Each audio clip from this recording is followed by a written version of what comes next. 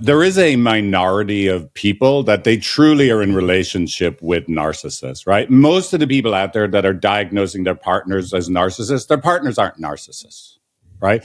But there is obviously, it is true that there is some, not most, but some people, and probably a small percentage, are truly in relationship with a narcissist. Just like there is some people that are truly in relationship with someone that is borderline or histrionic, right?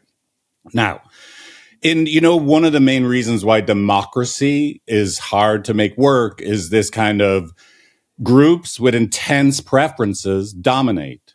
Look, you and I are like, I don't care if I use whole milk or like oat milk in my coffee. I don't really care. I'll just go in and get a coffee. Just put something white and creamy in it. But if there are people picketing outside the coffee shop, oatmeal only, right? There's only 10 of them. Right. And there's 500 people like me that are like, honestly, I don't care what goes in my coffee. I don't care. Right. The 10 people end up winning, right? The 10 people that are so vocal and they're going to lobby Congress, they're going to lobby, right? So intense. Exactly. Right, exactly. Like, people are getting ideas right now. You know what? It does offend me that cow's milk is served at Starbucks, right? Okay, please. No, I don't drink at Starbucks. Do it at Starbucks. Okay. But anyway, so look, same thing applies. Here's the thing. This is really hard. It's very hard to talk on this topic of diagnosing partners because there's a group that are there's a minority that are absolutely factually correct. I was with a narcissistic partner. I was with a borderline partner and my life was ruined and I'll never be able to love again. I'm supporting that group. They're so vocal. And them being supported is so important that the rest of, like, say, the vast majority of the population that honestly that advice isn't good for. It's good for 10% of the population and 90%, to be honest, they're better off not listening to that because it's not true for them. But that advice that is right for the 10%, everybody ends up consuming it. And so now we have someone that's having a cup of coffee in the mornings, someone's having a cup of coffee and their partner, forgets to offer them the sugar.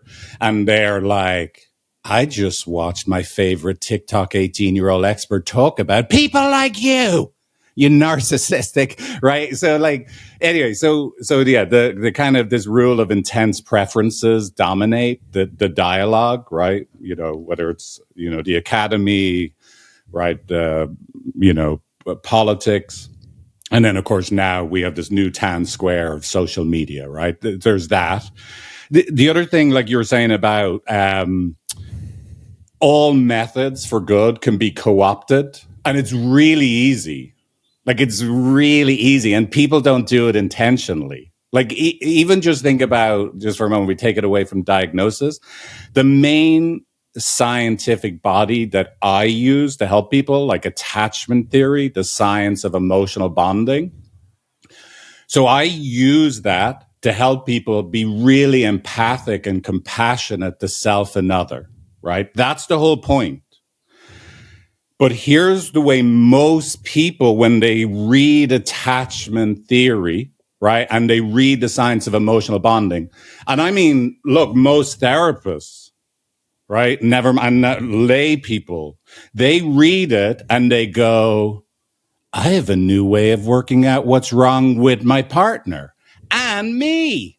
So people, instead of going, oh my God, my partner can feel alone and abandoned, and they get scared, and no wonder they would freak out and arrive at my mother's house. Where have you been? Right? Whatever it is, right? Like, wait a second. They're terrified inside.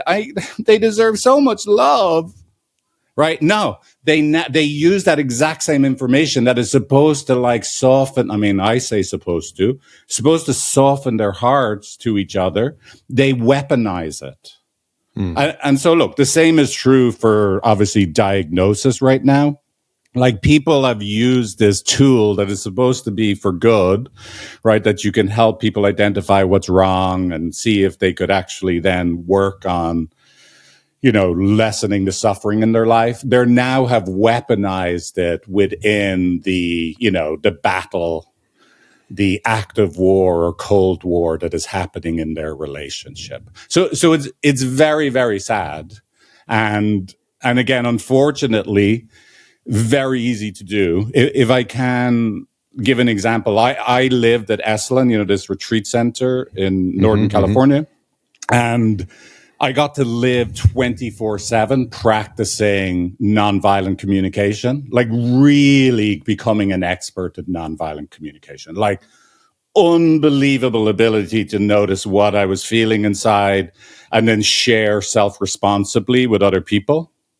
And then I would leave Esalen on the weekends and drive up to San Francisco and meet other people like around my age that were bad communicators. Right? I managed to take this wonderful tool for good and make myself into a dickhead. I was superior to other people. I was a better communicator than they were. And I was able to manipulate this skill I developed to stay above the fold and not really be a vulnerable person, right? My competency, totally unintentionally, my competency actually made me incompetent, right? This is, it's a kind of a weird paradox. No, I think it's a lovely example, because I think that is you're sort of poking at the essence of what happens to the majority of folks, right? We go and we learn a new tool.